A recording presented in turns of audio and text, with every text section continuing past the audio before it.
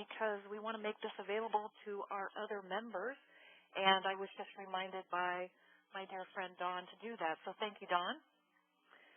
All right, so welcome everybody. And before I get into the introductions of our speakers, we would like to start with a prayer. And since this week is our 50th anniversary of Vatican II, we thought we would start with an opening prayer that the Council used before each of their meetings. And we would invite you to go ahead and say this out loud with us from wherever you are. And I want to thank Rick for sharing this with us. So if we can start in prayer, in the name of the Father, and the Son, and the Holy Spirit, amen. We stand before you, Holy Spirit, conscious of our sinfulness, but aware that we gather in your name. Come to us, remain with us, and enlighten our hearts. Give us light and strength to know your will, to make it our own, and to live it in our lives. Guide us by your wisdom. Support us by your power.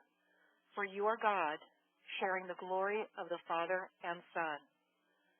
You desire justice for all. Enable us to uphold the rights of others. Do not allow us to be misled by ignorance or corrupted by fear or favor. Unite us to yourself in the bond of love and keep us faithful to all that is true. As we gather in your name, may we temper justice with love so that all our decisions may be pleasing to you and earn the reward promised to good and faithful servants. You live and reign with the Father and Son, one God, forever and ever. Amen. So again, thank you all for being with us today. Let me do an introduction of our two speakers. First, I'd like to introduce you all to Rick Krivanka, who serves as a consultant to parishes, dioceses, religious communities, nonprofits, and healthcare organizations. He has served as Director of Pastoral Planning Office for the Diocese of Cleveland for over 32 years. Rick has worked with the Appreciative Inquiry for the past 20 years and has helped to introduce this approach within the Catholic Church on a national level. And in 1995, Rick received the Lumen Gentium Award from the Conference for Pastoral Planning and Council Development, a national recognition of outstanding leadership and contributions in support of pastoral planning and council development. So we are so thrilled to have Rick with us. Along with Rick is Tony Fleo, who is a frequent lecturer and consultant on development, leadership, and shaping culture within faith-based and mission-driven organizations, and is presented in regional, national, and international conferences. His experience is not only theoretical, but practical, having worked over 20 years implementing and nurturing organizations in their commitment to mission and community. And Tony serves as Development Director for St. Elizabeth Seton Parish in Plano, Texas. And both Rick and Tony are CSEC members, and we are so thrilled to have you both with us. So without further ado, I'm going to be turning it over to Rick and Tony to guide us through their presentation. Thank you. So hello, everyone, and thank you so much for this opportunity. Appreciative Inquiry is a great love of my life, and I'm just so thankful for the time to be able to share with you some of the great things that I've discovered about its use in many different settings. I also would like to point out as we go forward with this, as we talk about appreciative inquiry and how it connects with strengths and strength-based development, not only in parishes, I would encourage you to think about this in the whole of your life. As we're talking about appreciative inquiry, what are some of the possibilities of how this relates to your family life, how it relates to life in other work settings or community settings, because I think it has tremendous application. And it's also like clay, that you can mold this around so many different things. I also like to point out that if someone were to ask me in those 32 years working in pastoral planning, what were two of your greatest discoveries, clearly appreciative inquiry would be one of those, because it has just meant so much in my life and in the lives of others that I serve. Tony, if you want to say a little bit more of the hello, and then I can go on.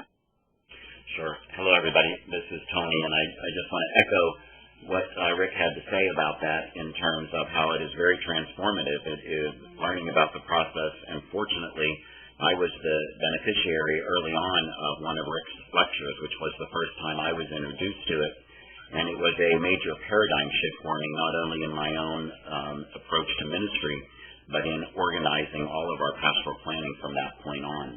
And I was very grateful to Rick for bringing this great information to me, so much so that I immediately, as soon as I could, brought Rick to the parish to do this work for us here at the local level.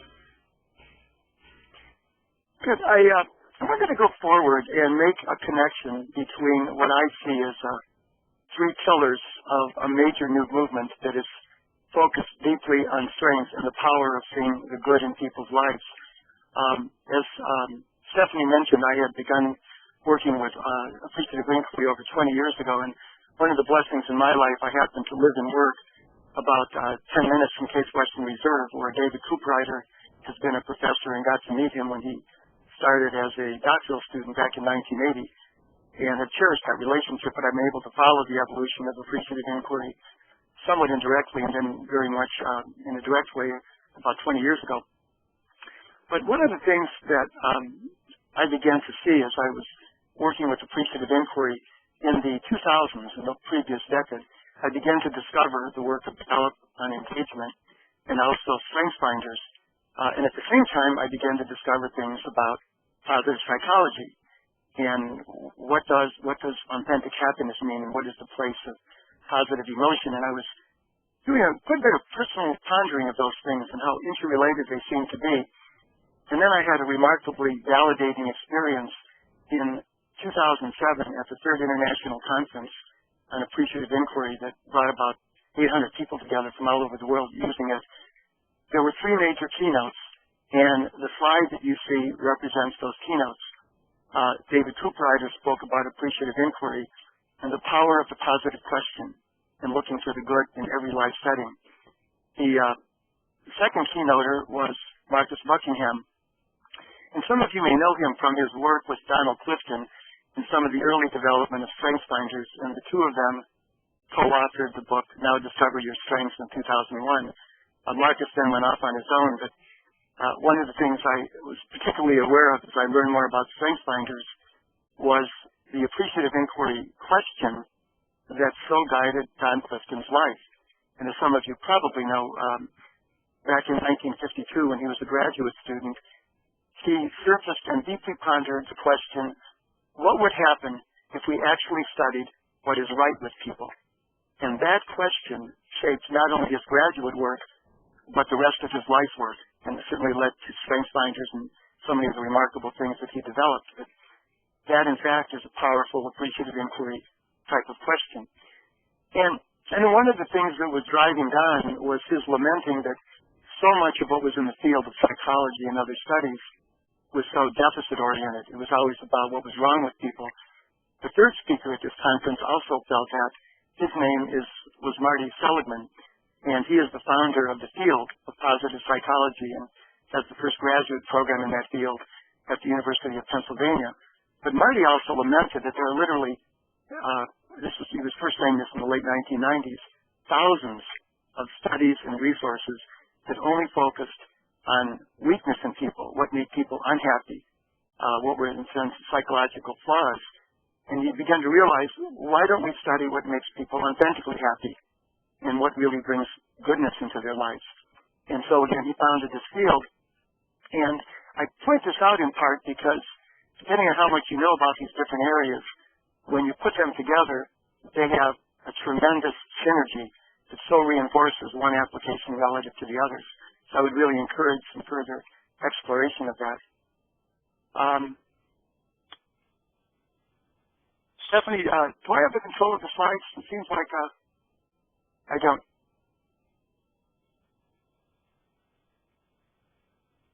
Hello? Okay, I will go ahead. Yep, I'll go ahead and move them for you. Okay. I'd like to go on and share a context for Appreciative Inquiry that I like to use because it situates everything under the category of leadership.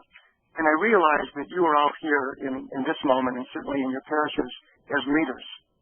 And so it's important to think about how does appreciative inquiry connect to the role of leadership.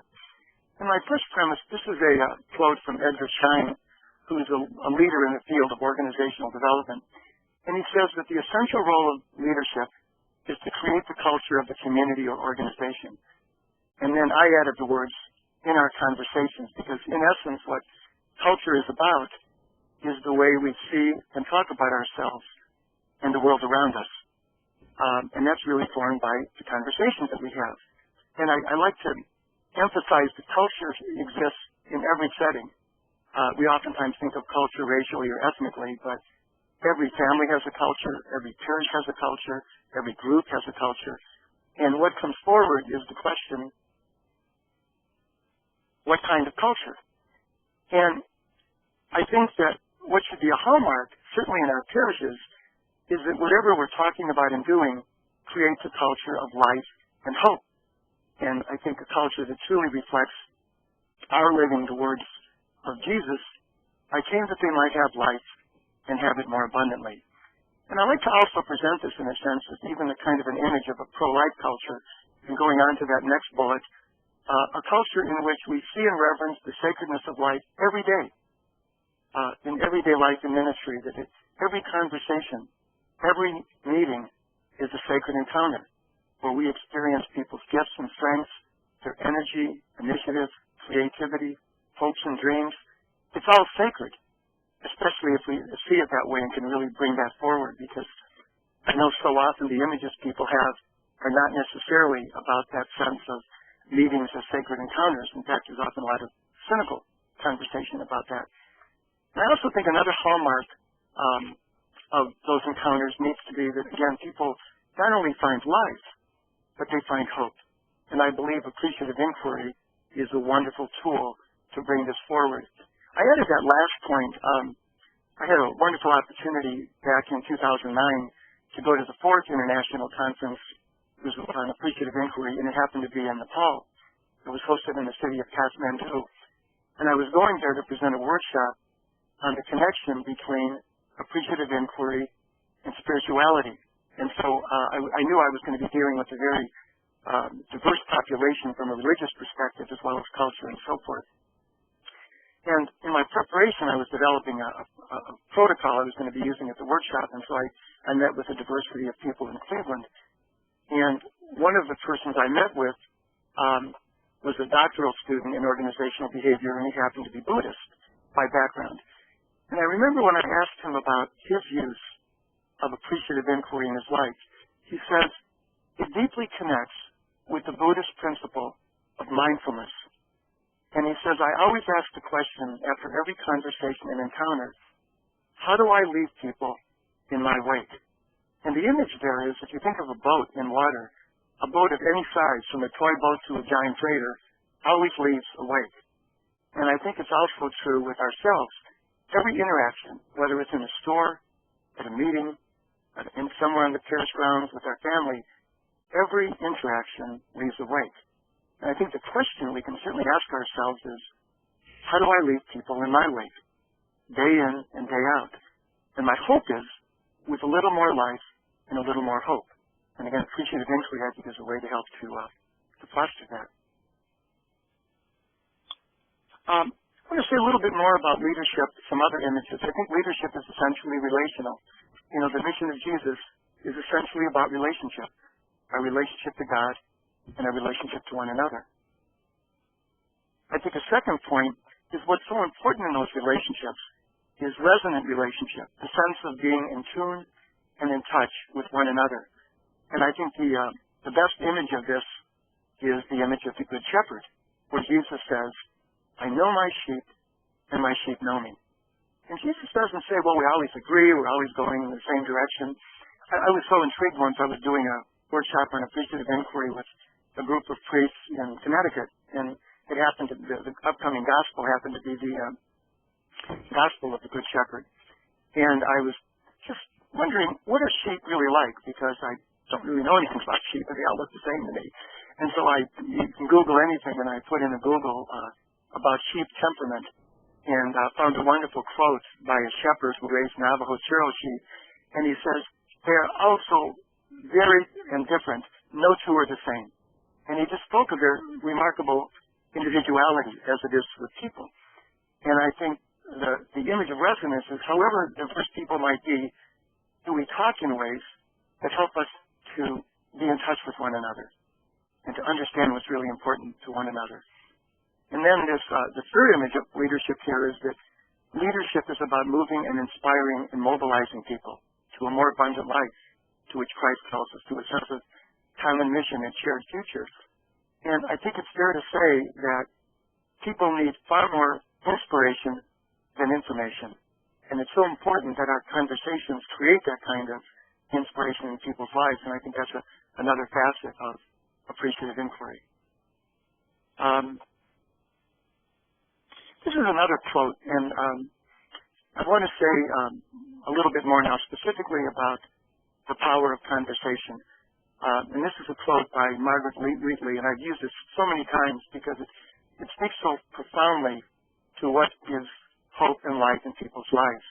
And as you can read it on your own, it speaks to how human conversation as a means to restore hope is as simple as I can get. That's how we do it. There's nothing more powerful to bring about positive change than to convene a conversation. Real change begins with the simple act of people talking about what they care about. And she goes on to say, ask what's possible, not what's wrong, and keep asking. And I've been deeply moved in my life in recent times realizing that in so many cases where there is life happening, it is because of the conversation. In a sense, our relationships are really barometers of the conversations we have. If we talk about a good relationship, it's often because we have life-giving conversations. And if we talk about a difficult relationship, it's often because our conversations are so difficult. And so I think there's a real call in this to be deeply aware of how does each of us generate conversation, and where do those conversations lead? Tony, you had a really good insight about some of societal trends and conversation. If you want to say maybe a little bit more about that and some of the other things we put out here. Sure. Rick, one of the things that you talked about early on is that the role of the leader is really to form and to shape culture. And when we talk about shaping culture, we're talking about lifting up the values that are the priority values for our particular belief system and our particular tribe, if you will. So, for instance, in my family, I certainly value my car, but I value my children a lot more than my car. So my children should get specific and intentional and deliberate attention, right? So what happens in our faith communities is that the really good leaders understand that their role is to come into the new community, whether it's the parish, whether it's the diocese, and it is to take the culture that already exists and enhance it, not to transform the culture to themselves. And one of the key things about understanding this from a leader's perspective is that in order to really understand culture, you have to understand what does that organization value. And in the Judeo-Christian tradition, there are values that are lifted up that are higher than the dominant culture values. So we're going to contrast the dominant culture, the world in which we live, what are the values there, and what are the values of the Judeo-Christian tradition. Our faith communities should always be lifting up those values of the Judeo-Christian tradition as opposed to the dominant culture one. And for instance, in the dominant culture, conversation is not the highest value, communication is. So everything is about how effectively we communicate. In other words, how effectively we talk at people. In the Judeo-Christian tradition, the value is conversation over communication. The root word, of course, to conversation is conversion. We can't enter into a conversation without being changed at some deep level if it is a conversation worthy of our participation. So the role of the leader is to really lift up conversation as the value. But in order for it to be a value, the leaders have to be intentional and deliberate about it. This appreciative inquiry process gave me a way to form questions and shape questions that really was intentional and deliberate about moving the congregation forward as to what was possible. And what emerged from that was very transformative. Well said, Tony. Thank you. just as a further footnote on this, I just would so emphasize we're going to be getting into some very practical tools about how do you create an appreciative question and conversation, but to, as we're into this part, to really go away with as a takeaway, just a great awareness of the power of your everyday conversations and the potential for life and hope that you can generate in all kinds of moments, as mundane or everyday as they might be. I want to share with you a reflection from Bishop John Hopkins from the East Ohio United Methodist Church. And I had met him. I had done an ecumenical workshop a number of years ago, and sometime later, on Appreciative Inquiry, he wrote an article, and these are some excerpts. And I think they kind of sum up the powerful connection of conversation and hope and relationship. And he goes on to say that hope is dependent on the quality of our conversations. Our conversations build our relationships, and our relationships build hope. And so he says the key to the future is, as I was just encouraging, tending to our conversations. And he says hope springs from the appreciation of life and goodness that's always there. There is always good and God's grace going on. The challenge is, do we see it and talk about it? But then he says discouragement comes from words we exchange even more than realities. And then he profoundly notes, when we have a right relationship, we sense that no matter what the future holds, we will be together. And so the power, even in times of great turmoil and difficulty, the power of conversations to restore hope is so always in our hands, if we only can see that and grasp it. I want to share with you just a little story on Appreciative Inquiry from earlier this week. I was beginning a new process in one of our largest parishes, and we were pilot testing a set of questions that were, in this case, focused on some of the general questions I'll be showing you later, and specifically on an initiative in this parish to make Sunday Eucharist more important again in the lives of all of our people in that community.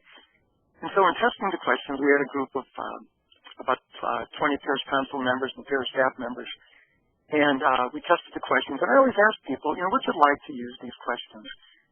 And this one man said, and it was just very profound to be in that moment, he just looked up and he said, this has been a very difficult year for me. I think some of you may know that, some of you may not. It's been very hard. But in this moment, in this conversation with these questions, I'm in a new way beginning to feel such a sense of hope in my life and in our lives. And I am just so grateful for that. So just in one passing question 3 days ago, there was such a remarkable expression of hope that was coming out of this one person's life. And I've heard so many stories like that in other settings. I want to share with you now the roots of appreciative inquiry, and I want to do that by showing you the difference between two methodologies. Many of us are one that we're familiar with, and one that's appreciative inquiry. And the traditional way of trying to make things better in countless organizational settings, family settings, school classrooms, is what you might call the I don't know what's happening on my slide here. Let me see, something's missing.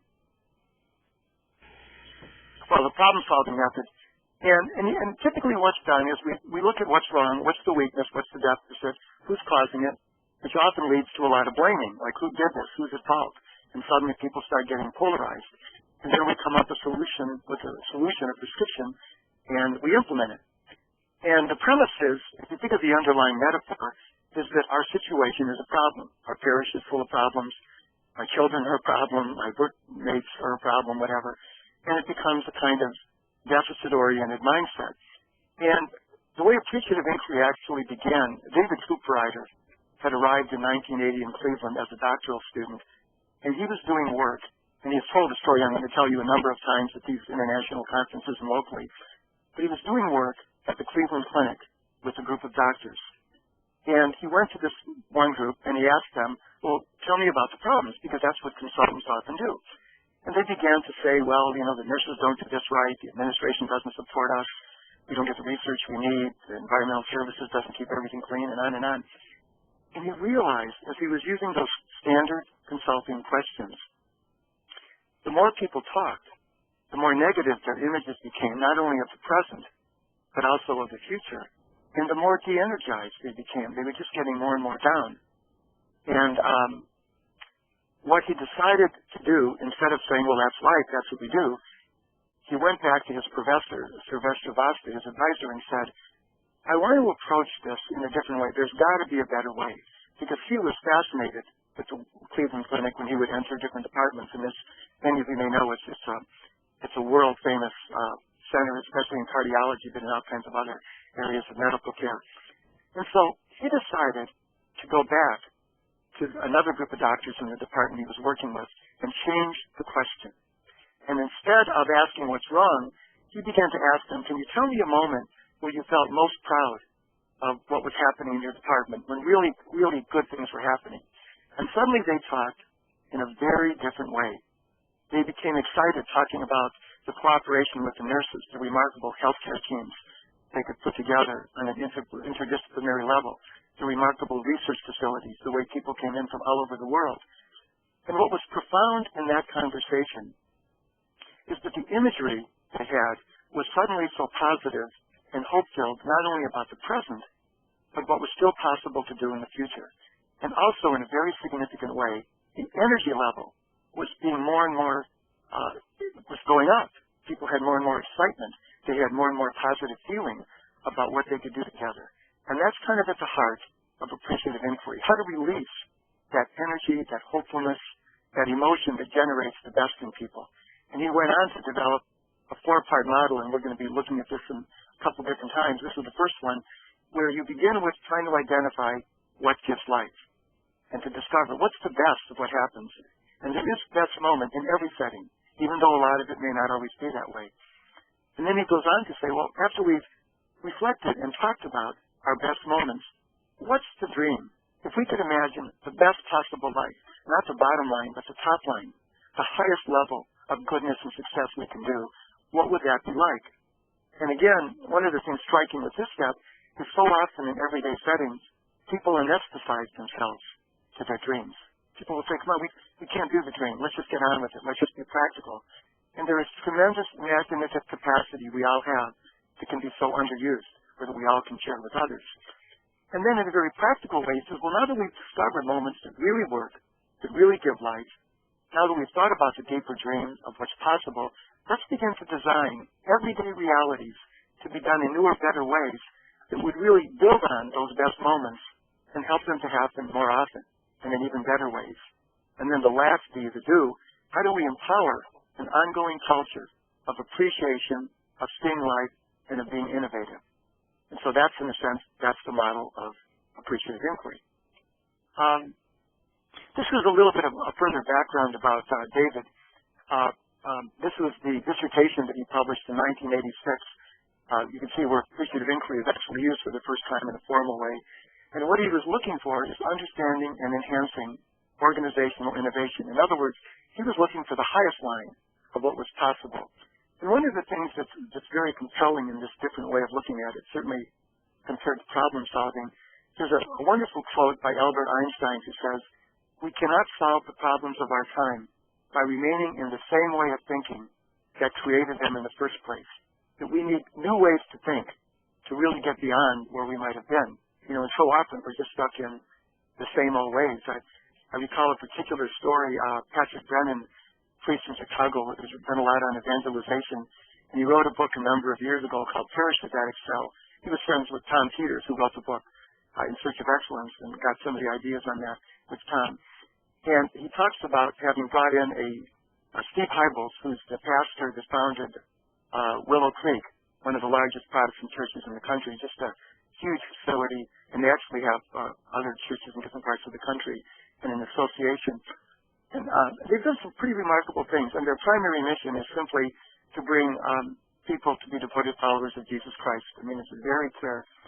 And Steve was asked by Patrick, they had a meeting with a group of priests, and he asked Steve, he says, could you give us any advice? Is there anything you could suggest to us?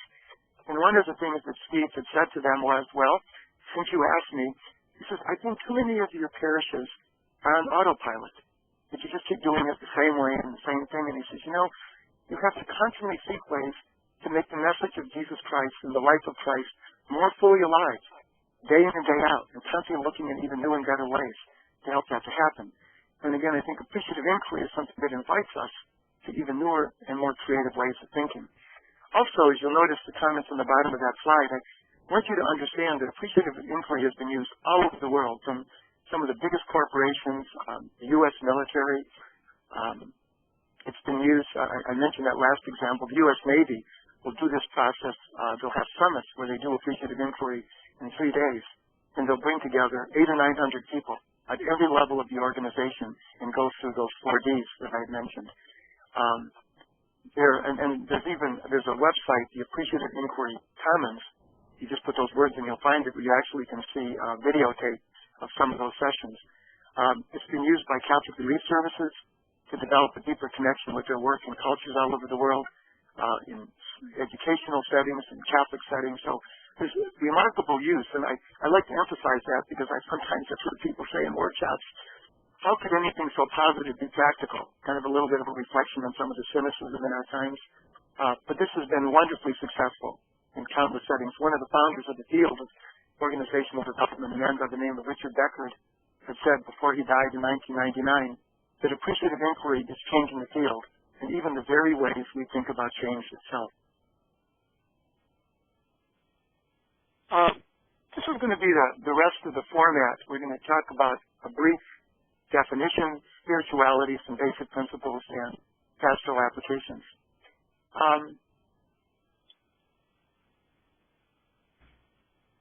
This is, first of all, a look at the word appreciate. It simply means to value the best in people, what is truly good, what truly gives life.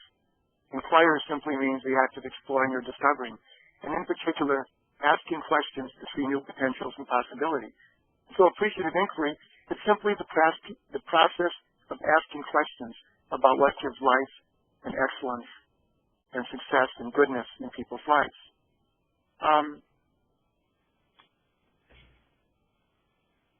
This is another reflection from a more recent book by Ron Fry and Frank Barrett. Ron is now the chairman of the Organizational Behavior Program at Case, and he was one of my favorite professors back when I was doing my graduate work. And they wrote a book. You can see the title of it, A Positive Approach to Building Capacity. And these are their 6 points about framing appreciative inquiry. First of all, they say, and so many people who get into this realize the truth of this, it's a way of seeing and being. What's been so powerful for me, this isn't just a method you use in groups or certain situations, but it's a way of seeing and being present in everyday life. The appreciative eye can go with us everywhere, in every kind of setting. It's strength-based. It's deeply founded on the belief that everyone has strengths. Every organization has strengths, and we need to try to discover those and hold those up and make the best use of those. It's about an artful search. And there is a kind of artful, creative way of really looking in the way we ask questions and the way we frame the question to more deeply get at what's truly life-giving.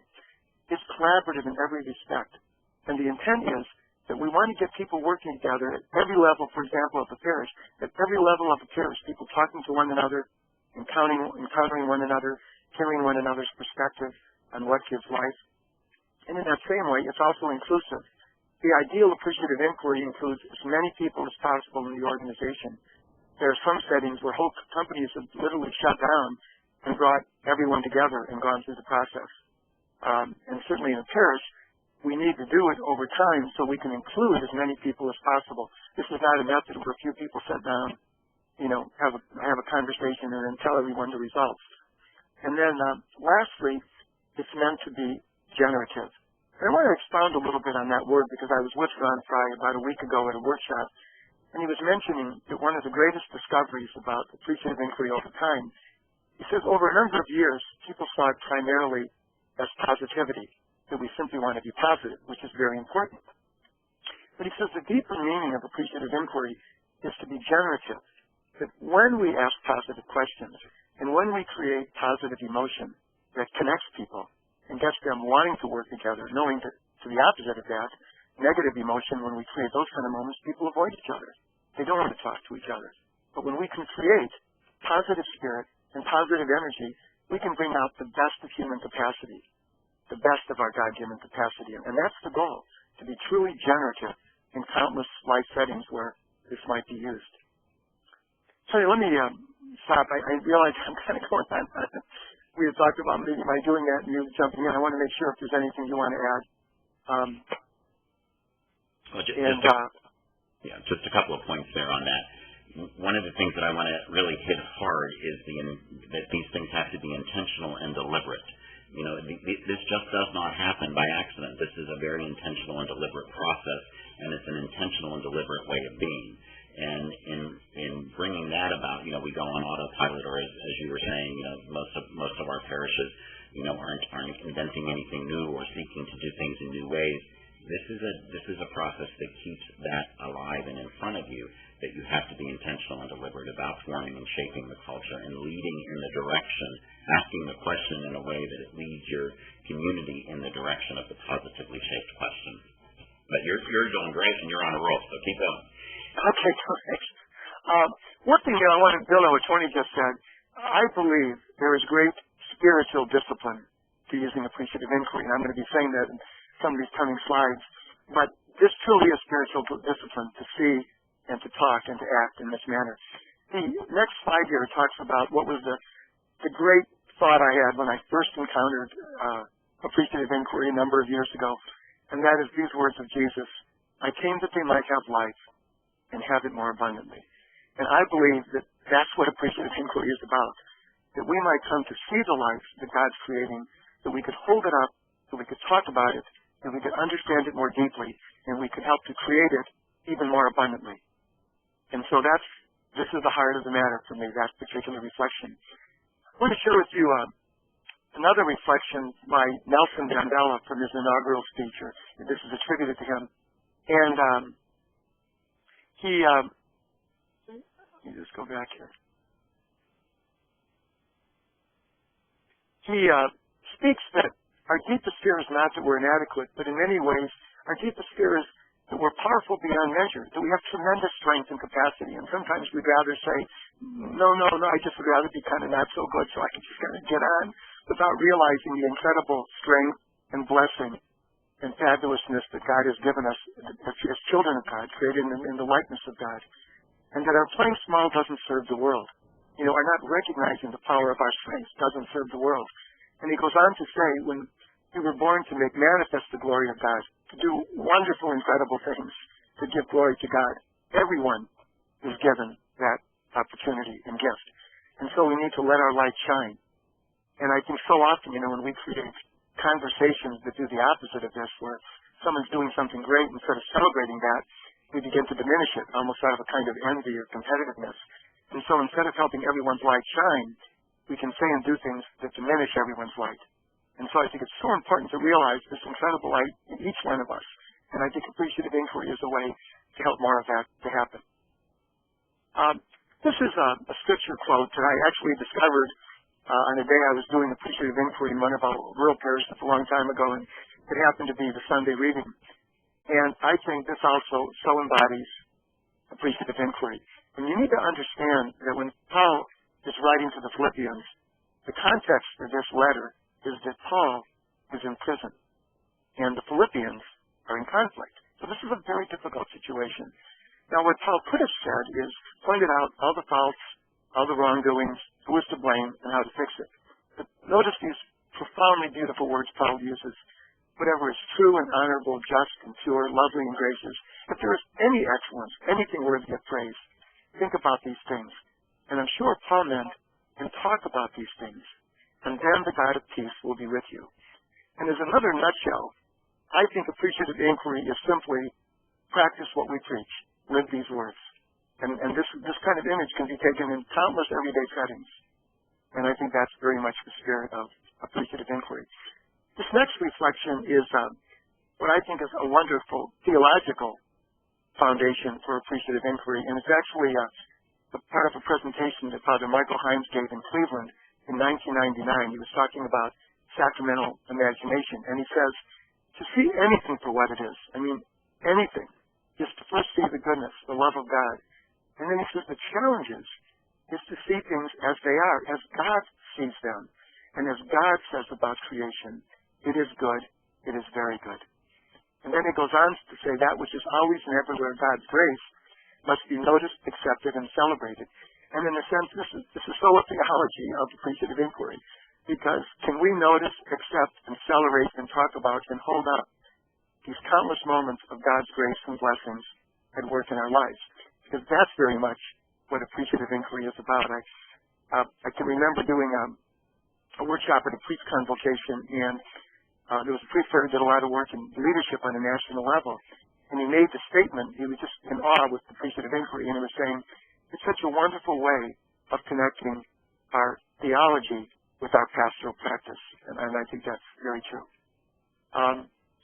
This is another perspective from spirituality. And I discovered this because when I went to Nepal, I was concerned about using some spiritual imagery that would relate to the population that is very much Hindu and Buddhist. And the context of people from all kinds of religions from all over the world. And this is a wonderful reflection by the Dalai Lama, who says positive things do not come by nature.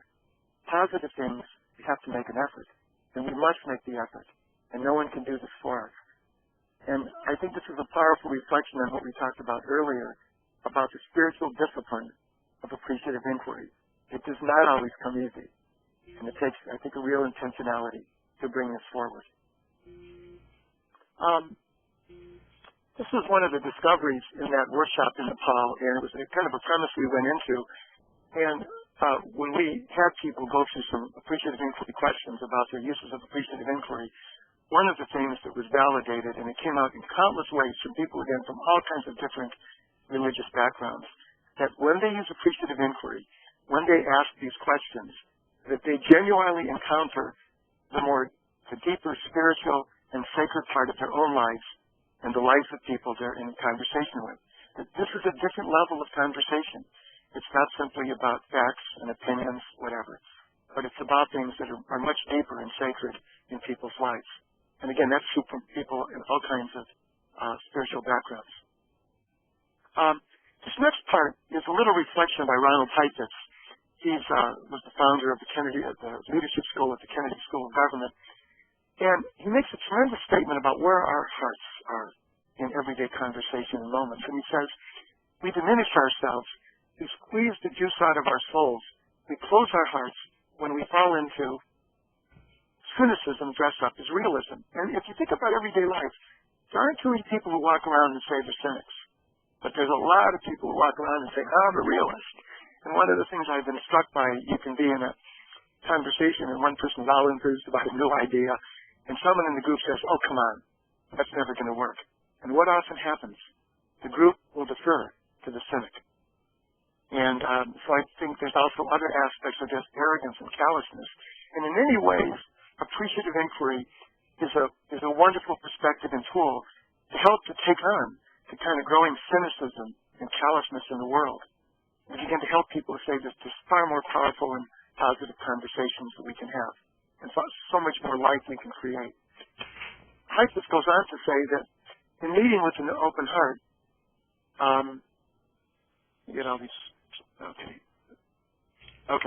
in meeting with an open heart, we need the courage to keep our hearts open. And first of all, he says, we need to give witness to innocence. And he says, we even need to be naive. Now, many of you would say, well, I don't want to be naive because, that means I'm really not in touch. But he says, notice the roots of the word naive. It's the same root as the word genius, ingenuity, renaissance. Why were some people geniuses? Because they were open enough to pay attention to things that everyone else was ignoring. They could have a real childlike quality. And I always like to remind people at this point, that Jesus says so clearly, unless you have faith like a child, you will not see the kingdom. And in so many ways, unless we have that simple innocence, we won't see the wonders that are going on all the time around us. In a way, we need to be like children to really be able to see it. And then he says, Heifetz goes on to say, we need to have a curiosity, and that's part of the inquiry, to genuinely want to know more what gives life to people and the questions we ask, to be really open to hearing, and then again to have compassion, to respect and appreciate whatever they might be going through. I want to go on into a final set of principles, and then we're going to get into applications. And one of the things I'm hoping as we go through this is I believe that the more deeply people understand principle and foundation, the more effectively they can do practice. Sometimes people say, just give me the tool, but I think if you understand the thinking and the wisdom underneath the tool, there's so much more that you're able to do with it. There are 6 basic principles we're going to go over. The first is the constructionist principle, and it simply says, our words create our worlds. And what this means is people have often thought that language is descriptive, that when you talk, you're really just describing something. But in fact, when we're in a conversation, we're creating images that create a way that we see the world, and also that we look to the world and to the future. The way we talk creates a sense of what we're expecting, what we're going to live into. And it's so important to be aware that our conversations are powerful. And I'm sure you can recall some conversations where people talk often in a very negative or cynical way. And what's that part of the world often like? Often very negative and cynical. Or you might be in other conversations where people talk in very hopeful and creative ways. What does that world turn out to be? Probably a lot more hopeful and creative. The second principle is a poetic principle, and it simply says our organizations are like poems or like scripture, open to infinite interpretation. We would never hear a scripture reading and then hear a homily and say, oh, Father, we did that one last year. We've done it several times. Every moment we read scripture, there is new possibility to see. And so is it with people in our lives, with our parishes. They're open to infinite discovery and understanding. The third principle is the principle of simultaneity, and it simply says that change begins the moment you ask the first question. And I'm sure you can all recall a time you walk into a meeting, someone's all upset, they point something out, and the whole meeting goes on a roll in a kind of very frustrating and upset direction. Well, it's possible to realize when you begin any moment, you could ask, but what's the positive question that could create a great conversation with our kids at dinner or at a parish meeting or in a larger assembly? One of my favorite recent memories, I was speaking with a provincial of an international religious community that I had done appreciative inquiry work with a number of years ago, back in about 2005, and just asking him how things were going. We'd gotten together, and he said, well, one of the things, he said, at first he was very reluctant. He was kind of a more critical, analytical person, and he really grew to love this. And he says, now, wherever we are in the world, he says, when we start a meeting or something of significance, we ask, what is the appreciative inquiry question and perspective as we begin? And I think that's just a powerful way of applying that principle of simultaneity. The next principle is the anticipatory principle, and it simply suggests that deep change is rooted in our images of the future. So we have to take great care to how we talk about the future. There's a wonderful quote by Kenan Callahan who says that there are some churches who believe that their best years are behind them. They'll never be as good as they once were. And so the words that they use, the way they talk, constantly reinforces that. And so they live into less and less of the future. But he says the churches that are truly dynamic talk as if some of their best years are yet to come. Not in the same way that they were best, but in new and creative ways that will best fit a new time. And so in many ways, the way we talk about our future is in fact creating images we will live into. And so there's profound implication of, so what do we say about the future? Another principle is the positive principle, and I spoke to this a little bit earlier. When you ask positive questions, you create positive images. You also create positive emotion. People begin to get enthused and excited and energized. And so the energy level goes up. And we all know you need energy to do anything, and you need more energy to do great things. And so as that energy is growing, as people's relationships are getting more positive, we have tremendous greater possibility for positive improvement and change. And there typically for a number of years have been only these 5 principles, but in some of the more recent writings, there is now what's called the narrative principle. And it simply says, when we ask questions that invite stories, which is the heart of appreciative inquiry questions, we create lasting bonds between people. That when people talk about powerful stories, things that have moved their lives, they not only stir up within themselves things that maybe they hadn't been aware of, but they create powerful connections with one another. There's like a visceral connection that's far more significant than when we are just giving opinions or facts. I always like to think, too, when Jesus would present stories rather than bullets, he didn't say, these are my bullets about forgiveness. He would tell a story of the prodigal son, and that story would far more powerfully say something to us than any simple set of bullets on a point. Rick, let me just stop. Oh, please. Yeah, good, please. I just want to chime chime in there. One of the things that was so important for me when I first discovered and started to learn about strengths was that I had this understanding of these foundational principles that you just talked about. And I think for the folks that are really engaging in strengths and bringing the whole strengths movement into their parishes, I think that spending some time with these foundational principles will really help to enrich the experience that your participants will have, because it really did help shape my thinking and my understanding. And I feel very fortunate that I was introduced to the appreciative inquiry process before I encountered the strength and growing the engaged church and all of that great stuff. It really kind of set me up to do that and to understand that in a deeper way. So I just want to really hit that particular slide and ask the participants to really engage and learn about those foundational principles that Rick just laid out. So that's a great connection. There's a really good article I read recently about leading minds, and it talks about the place of how our brain works as part of the neuroscience. And so often, the way we really get to change behavior is we create powerful sets of thoughts to kind of call that behavior forward. So I'm hoping you're seeing all of this stuff as a set of ideas that can all be mixed together in the world of strength and engagement. I also have noticed that some people have asked about the slides. Stephanie, I'm happy to have these posted. And also, if you're going to see an email for Tony and I at the end, as well as contact information. So if someone wanted to send me an email, I'll send you the slides. If it's easier to get them posted on the CSCC website, that's fine as well. But I just wanted to address the question that was asked. You're welcome, Meredith. Anyway, I want to share with you, this is one of my newer things. This came up in some work I was doing a couple weeks ago. And I've been doing a lot of work on emotional intelligence in recent years, and it's just tremendous things are being discovered about the place of emotion in everyday life.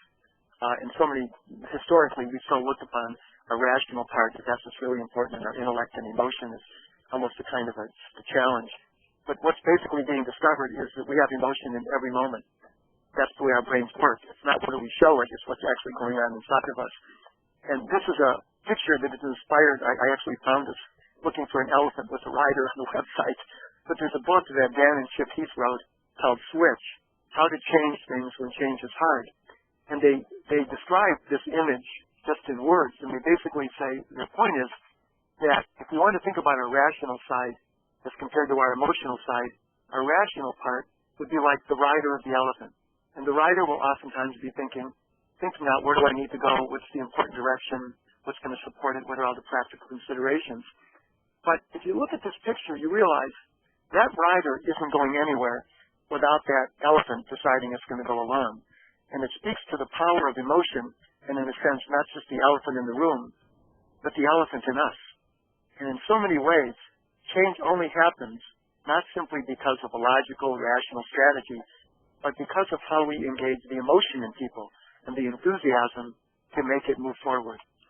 And there's an article I came across when I was looking further into this topic. It's actually from a book by John Cotter and Dan Cohen that says that when people go about change, they oftentimes mainly focus on strategy, structure, organization, and they oftentimes miss what's most important, and that is if you want to change people's behavior happens most successfully in situations where changes actually work when you engage people's feelings. So the critical consideration with any effort you use in any setting is how are people going to feel? How are we recognizing the place of feeling? How are we touching it and engaging it? I just want to, on that point, one of the constant struggles that we have in the development world and in the stewardship world in the church with our finance councils is finance councils are always talking about how they have to disclose, what every penny is spent on, and the stewardship people and the development people are saying, no, you have to tell the story of what is so effective and what is so wonderful about what your community is doing. And the research, in fact, supports the stewardship folks on that one, because there is an emotional piece that really motivates us. It is what moves us forward to the giving and to being more and more generous. In fact, when we go through the specific intellectual details of, we're spending $300 on wine for Eucharist, somebody's automatically thinking about, that's too much money, we shouldn't be spending it. So there is a lot to that point that you have just made about engaging the emotions, using the emotions, and of course all the emotional intelligence stuff is really a key into our being effective in the parish level.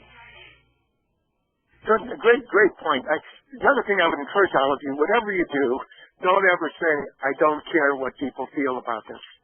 Because so much of the power of engaging them is creating and doing things that can really engage their positive feeling and enthusiasm to want to do it. So it's a whole other way, and there's a tremendous amount of research out there now that's saying even when people that may look to you as very stoic, very unemotional, when they are actually thinking, the emotional core of their brain is engaged when they actually make a decision.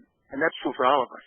I'm just saying, this is not about whether you show emotion, it's about how emotion actually works within people. And Daniel Goleman, one of the founders of that field, says it's the way we feel about our thoughts that leads us to make a decision one way or another.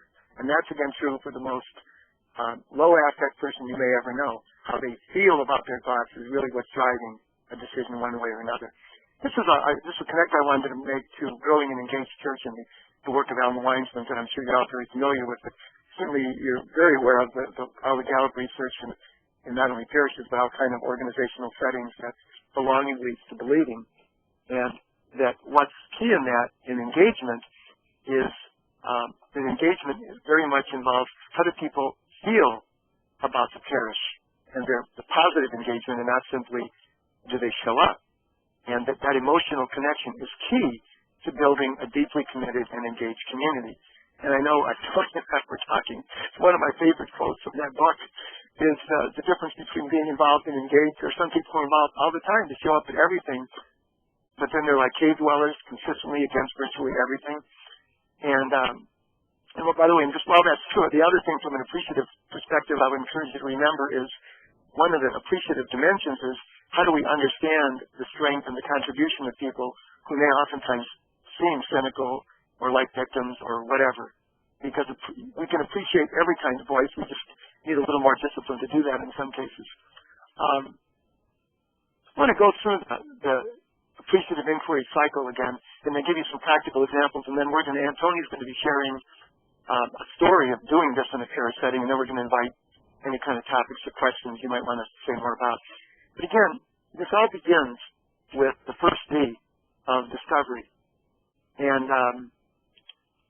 that is, for any given topic, I'm going to give you some general questions. You can ask questions about what most gives life when we do this, and I'm going to give you a practical example. So it begins with the power of the positive question. And again, it's simply what gives life, what brings out the best of life on that particular topic. And it could be about how we welcome people, our life in prayer. It could be about community outreach. It could be about joy in parish life. It could be about hospitality. There is no limit to what you can ask these questions about. And then the premise is, after you have some initial questioning around what gives life, we begin to evoke the question of the dream. And realizing that we have tremendous capacity to use our God-given imagination, even though for maybe oftentimes not asked to do that. I remember it once being said, if you want people to be creative, just ask them to be creative. And sometimes people will say, well, we didn't know we were allowed to be creative. Or we didn't know we were allowed to share our dream. And so let's release that. And then again, the third D is the one of co-constructing what should be. And this is where you almost become like social architects. If we take insights and practices that we've done really well when we do them, even though we don't do them all the time, and if we think of those most creative ideas, that deeper dream, how do we just begin to literally redesign everyday practices from what happens and how people might be welcomed into a parish, what happens when they walk in on Sunday morning, what happens when we meet as a group. We can just go on and on to countless everyday situations where we can redesign what we do based on the first two Ds. And then again in that fourth D, how do we sustain a culture which sustains appreciation? That sense of really being more open to seeing the good in one another, to empowering one another, to being creative. And again, always to be more faithful in giving glory to God. That's why we do it. I want to share with you now 5 basic questions. And this is a practical tool. You can just take these questions and run with them. And any given setting. In fact, you could even take a couple and try on a dinner tonight. Sit around with your children in school, and I'll give you some examples of that. The first question, and again, some of these their dinner table better than others, I'll point that out. The first question, and we've done this countless times, and these basic 5 questions are literally used all over the world in every kind of organizational setting. And what changes is you add more to this basic structure.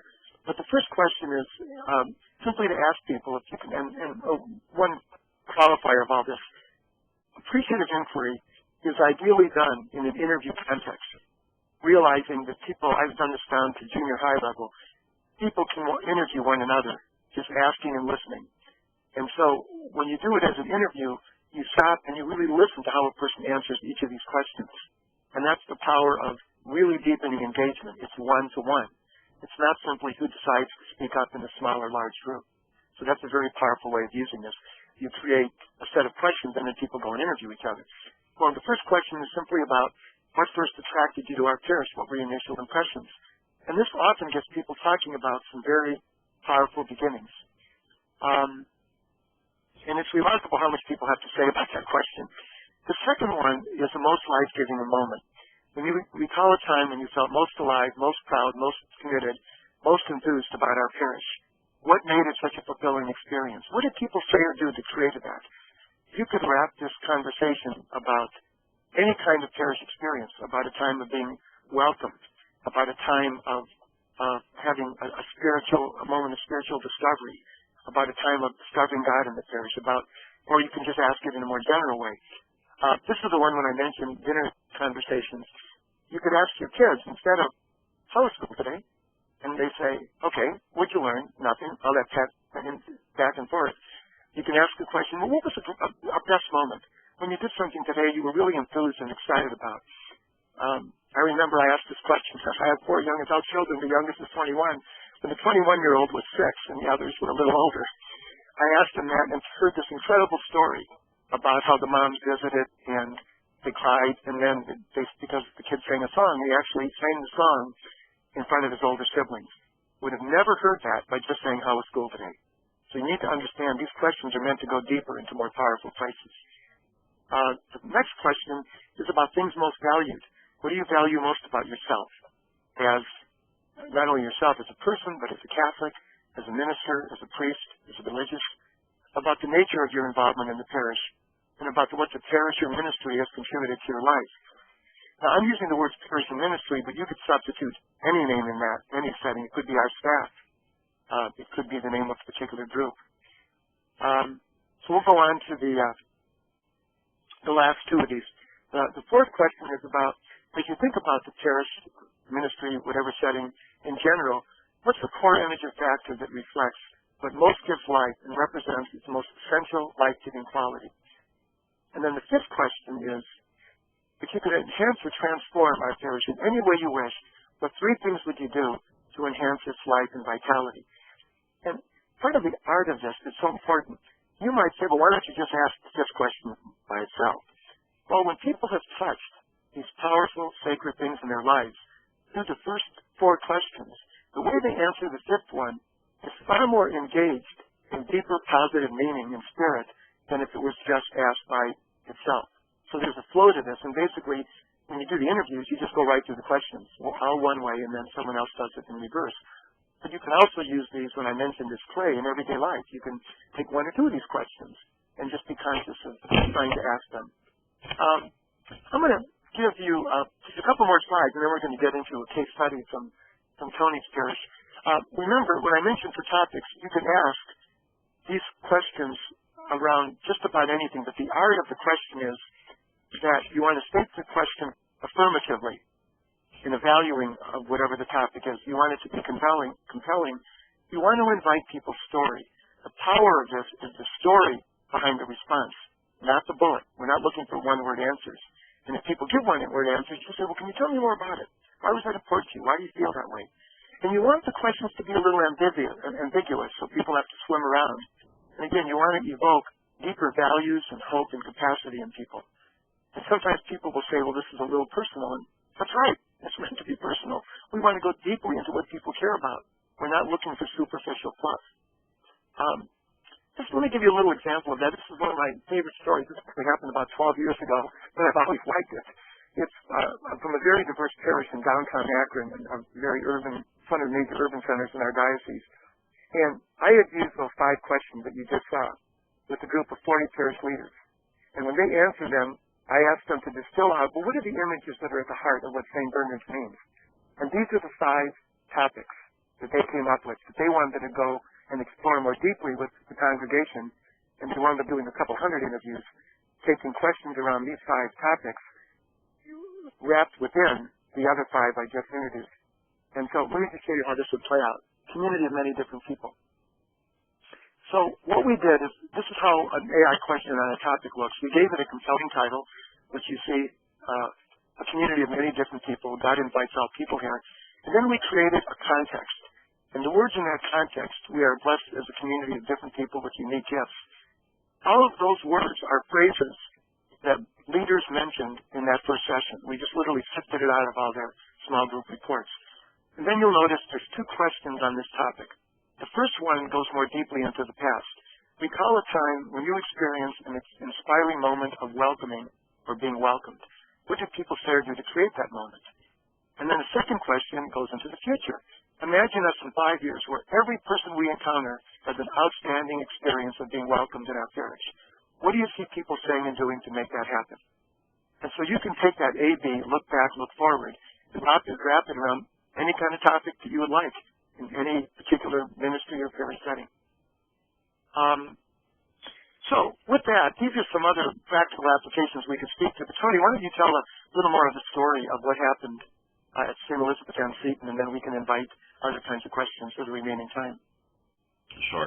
From a kind of practical setup, I mentioned earlier on that I was at a conference where Rick was speaking. I had never met Rick before, and he was talking on this topic, and it really kind of resonated with me, and it resonated in a way that I thought this would be really a great way for our parish to move into some strategic planning as we move forward about what are our kind of 3 major goals that we want to accomplish in the next couple of years. And so I invited Rick to come to the parish and to gather with our leaders. So we brought what we identify as our leadership together, which are people who sit on major councils of the parish, and just people that we identify as really strong leaders in the parish community. And we spent a day with Rick really outlining this process for us. And then we took hold of the process and really started to do the interviews with folks that Rick has just outlined. And we, practiced and then started to go out into the wider community and have these one-on-one conversations about what really attracted people to the parish, what was life-giving to them, all of the kind of questions that Rick has just outlined for you. What was so revealing for us, what was actually kind of startling to us, was given our place in the world here in Plano, which is a very affluent area of Texas and pretty homogenous, the thing that the people valued the most was moments when our diversity had come together as one. Now, that was something never would have dreamed of, never would have imagined that was kind of the number one thing that people here at St. Elizabeth Ann Seton in Plano really valued. They lifted that up as one of their highlights. They lifted up hospitality in our outreach as kind of these charisms that they just really wanted us to look at. One of the things that they really felt very deeply about. And so as a leadership team, we brought all of that information back, all of the things that we had learned in those interviews, and we started to dream about how we could enhance those things. What would it look like? And I just want to lift up one of the conclusions and one of the ways that we went through this process with one of the topics, and that was around the diversity theme. There were several others that we did the same process with. So we started to dream about what on earth could diversity look like here at St. Elizabeth, which is predominantly white, affluent congregation. And we decided to design a Pentecost celebration that brought our diverse cultures together. Now, this is almost, I'd say 10 years ago now. And of course, in these last 10 years, Plano has gotten much more diverse.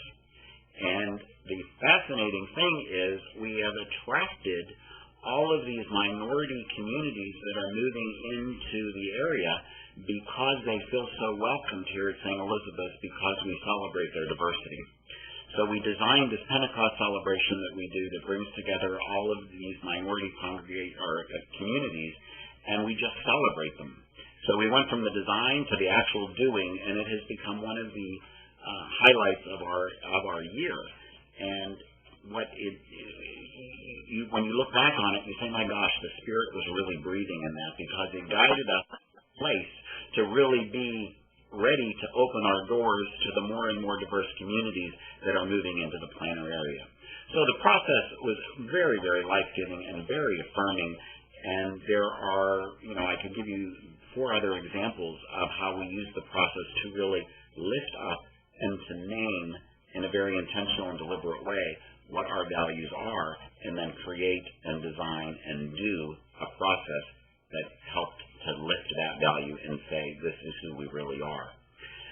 Now, many of us, and I, in St. Elizabeth as well, we are now doing the Gallup survey. We've just finished it. I think we've logged in maybe close to 3,000 surveys.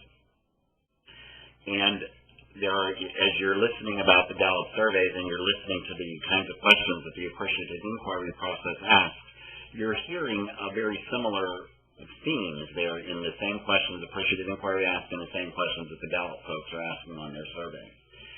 A survey is one thing, but when you're sitting down and you're having conversations face-to-face with people and they're sharing why their parish is so significant to them in its darkest moments, in their deepest, most hurtful moments, and their most joyous moments, the relationships that you create just out of those interviews with the Appreciative Inquiry process, you cannot replicate with the Gallup survey.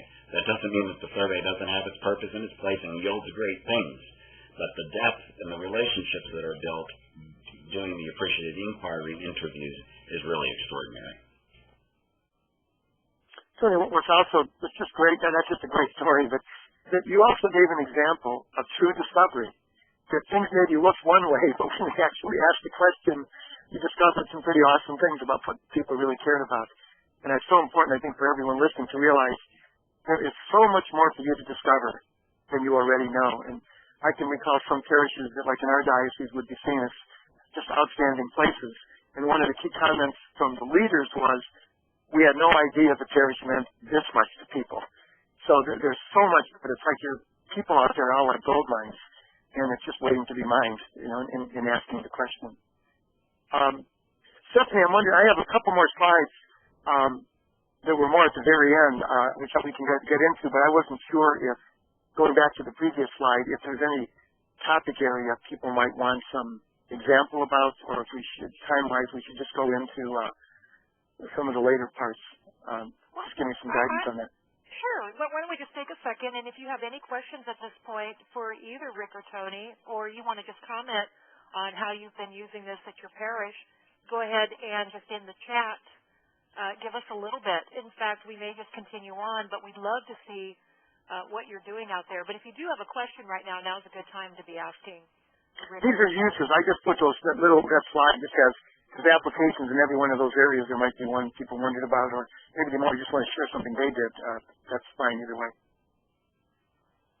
I know that stewardship is a big concern in a lot of parishes, and using the Appreciative Inquiry process around just asking people in the parish, just naming it. You are so generous to this parish, and talk about that and asking questions about why people give to the causes that they give to is so revealing, and it moves a parish forward to more and more generosity. So when I saw the philanthropic giving, I just wanted to comment about we have used the Appreciative Inquiry process so effectively with our Stewardship Council and with our parishioners around their call to give, and it has been pretty extraordinary in its results. That's awesome. Related to We do have a question from Tom. How do you go about training leaders in this process? Well, part of it is, one of the things, I've done a lot of that work, and there might be people near to wherever you are. But basically, the way I've done this is we just have a day where people. This is kind of a very much of a crunch together to fit this time frame experience. But there's ways of not only introducing these concepts in more detail, but actually practicing it. And so typically, I will always have people, like a group of leaders, do the 5 questions. I try to help them understand the constellation of thought, because I think the principles underneath this are very powerful. And the more you can create the constellation of thought, the more powerfully you use the tool. But essentially, you could just you jump in and you give people the background. You start out with the 5 questions. You add some other topical questions, like I gave the one example from St. Bernard's.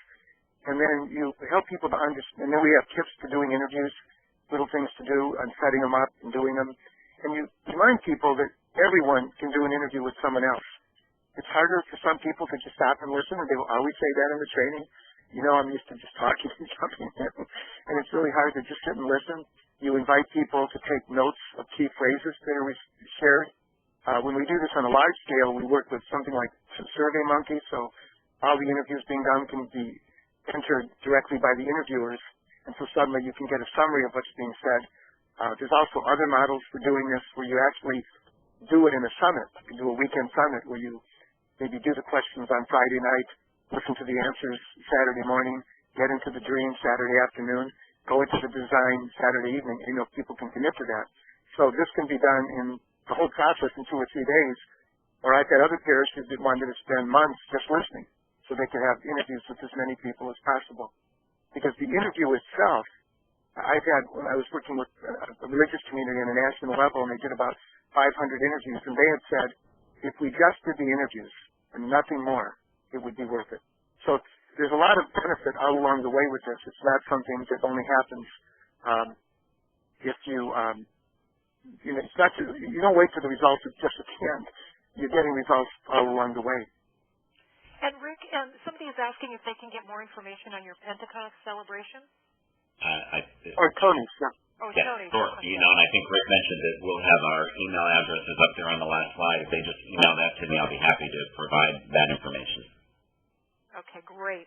And you may notice that in the chat, Don was just mentioning that at St. Matthew in Charlotte, they've used this process for their pastoral plans. So if you want to follow up with Don Garbison on that, he's recommending it to everyone.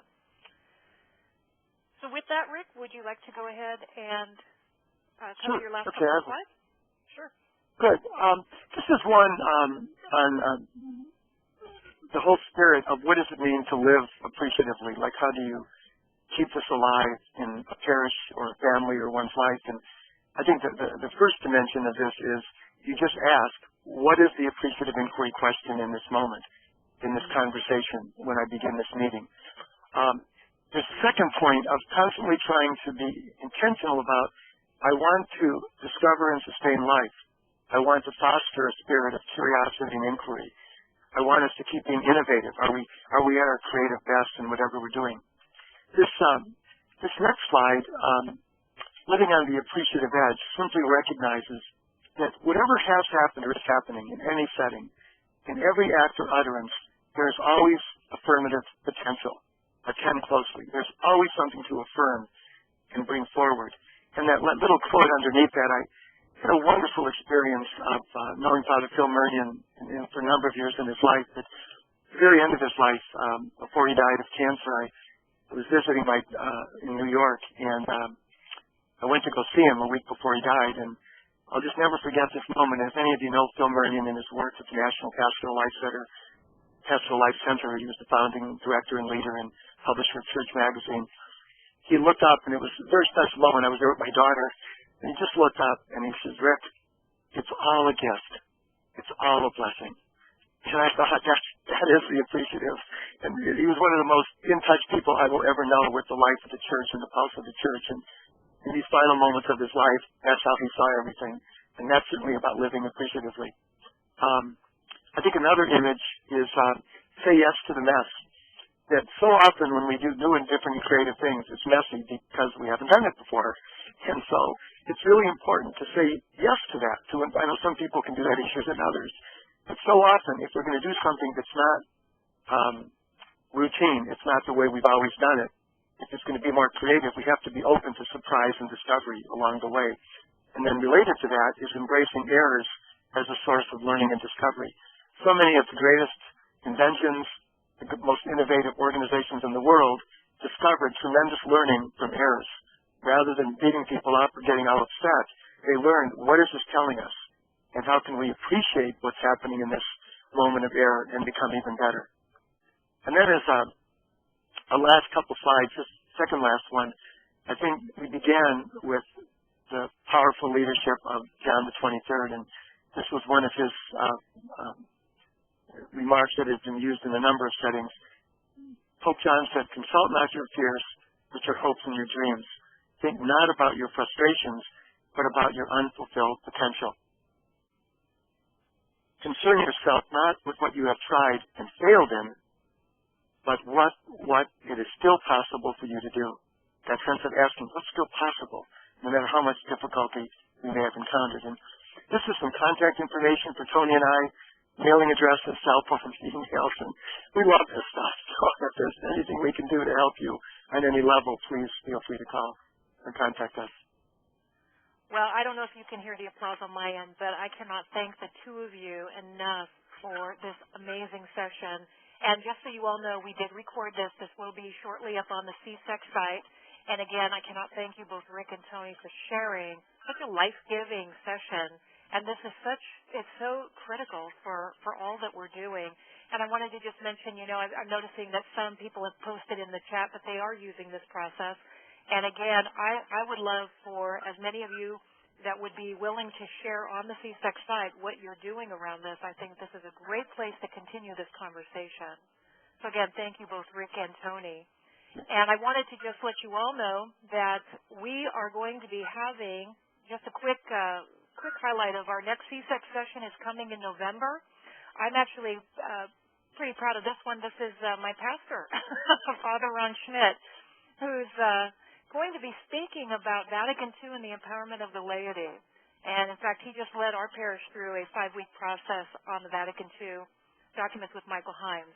And it was a great session, so I think it's something everyone will enjoy.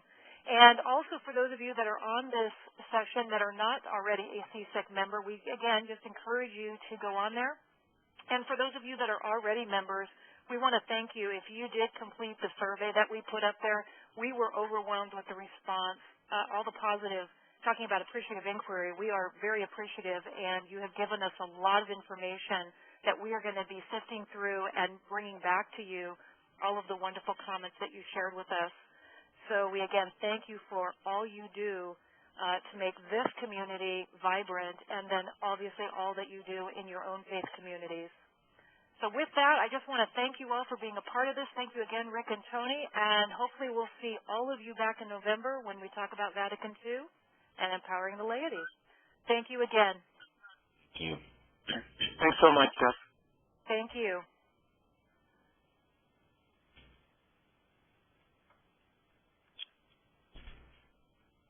Tony, you still there? I am.